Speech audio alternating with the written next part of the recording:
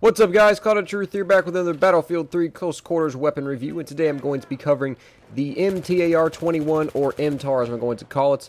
This is a weapon unlock for the engineer class, and this weapon is very, very weird in my opinion. I was not a fan of it when I first got it, and I'm still kind of questionable about using this gun. It's fun to use, but at the same time it's also very, very difficult.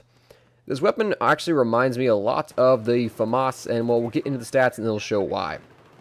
The MTAR-21 fires at a very fast 900 rounds a minute. It is the fastest in the engineer class, and that is a definite plus, especially on these new close quarters maps, because the faster weapon that you have, oftentimes the faster kill time is, and therefore you're going to be getting a lot more kills than guys using weapons, even such as a G36, A91, M4A1. You're going to be killing faster than those weapons.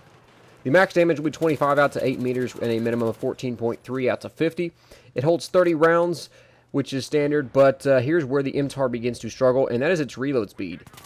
While you still have bullets left in the chamber or in your clip, it's going to take 3 seconds even to reload. It's extremely long reload time, and if you've completely exhausted all your shots, it's going to be 3.3 seconds. That is extremely long. I mean, that's just ridiculously long time. And even the reload animation reminds me a lot of the FAMAS as far as its reload time.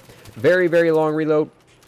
And the other thing is the recoil on this weapon is just absurd. It kicks up into the right. I believe it has a 0.5 pull right on its recoil, so it's got a huge right recoil pull. And you will notice it when using this weapon with no attachments on there. And even if you like point it at a wall and just shoot, it will go up into your right very, very hard.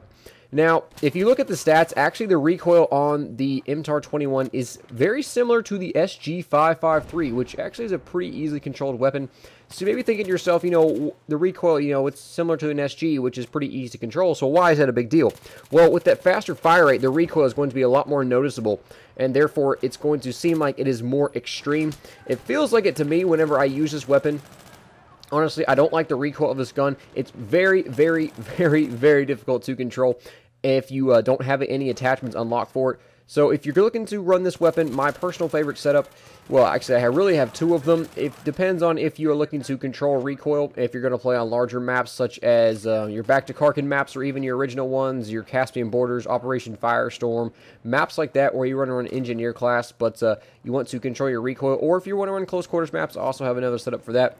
But the larger maps, I would have to say I like to run the Cobra Sight, the foregrip, and flash suppressor. You can also run the normal suppressor if you want, but I really wouldn't recommend it for more open maps. That really isn't a great setup because of how much it reduces your range. Even though this weapon is very, very close quarters oriented, I still would choose the flash suppressor over the regular suppressor. And some people like to run the heavy barrel on here. I'm more about all controlling the recoil, just because that fast fire rate really shows the heavy recoil on this gun. So that's why I like to use the foregrip and flash suppressor. I go for controlling all the recoil as opposed to the damage over range and increased accuracy. Now, if you're playing a lot on close quarters maps, I'd recommend is any kind of scope, whether the Cobra holographic or reflex, any kind of small zoom scope, because you don't need a large zoom on these close quarters maps. The foregrip to help reduce that side-to-side recoil, and a laser sight. This weapon hip fires very, very well, and that laser sight gives you that increased hip fire accuracy bonus. And firing very, very quickly is a definite plus in close quarters maps. And also, hip firing is something you should do a lot in close quarters, because really, if you take the time to aim down sights, that often means you're going to die because the guy is firing from the hip and you're not. And if he's got a laser sight on his weapon, he's going to be more accurate, where if you take the time to actually look down sights, he's already gotten a few shots off while you're still trying to fire. And oftentimes, that's the difference between you winning and losing a gunfight.